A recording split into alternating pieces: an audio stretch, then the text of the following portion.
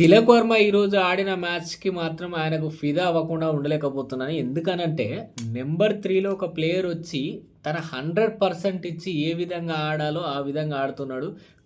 100% consistency maintain చేస్తున్నాడు. ప్రతి మ్యాచ్‌లో తన స్కోర్ చేస్తున్నాడు. త నంబర్ 3లో వచ్చే ఆ రోల్‌ని ఖచ్చితంగా అండ్ ఆఫ్టర్ విరాట్ కోహ్లీ ఆ రోల్‌ని అయితే 100% తను ఫిల్ చేస్తున్నాడు. ఇదే విధంగా ఆడితే మాత్రం నిన్ను టీమ్‌లో నుంచి ఇగ వేరే వాళ్ళని సెలెక్ట్ చేయాలి అనే ఆ థాట్ కూడా రాదు. అంత బాగా ఆడుతున్నావు అసలు. ఫస్ట్ మ్యాచ్‌లో, సెకండ్ మ్యాచ్‌లో, థర్డ్ మ్యాచ్‌లో, ఫోర్త్ మ్యాచ్ అయితే జరగలేదు. కానీ ఫిఫ్త్ మ్యాచ్‌లో మళ్ళీ స్కోర్ చేస్తున్నాడు. అండ్ ఈ సీరీస్‌లో 2 హాఫ్ సెంచరీలు చేసిండు. అద్భుతంగా అంటే అద్భుతంగా ఆడుతున్నాడు. ఇలాంటోడు మన తెలుగోడైనందుకు మనం గర్వపడాల్సిందే ఖచ్చితంగా. అండ్ ఈ మ్యాచ్‌లో ఈయన కొట్టిన కొట్టుడుకు, హార్దిక్ పాండ్యా కొట్టిన కొట్టుడుకు వీళ్ళిద్దరి వీర విహారానికి 231 స్కోర్ పోయింది.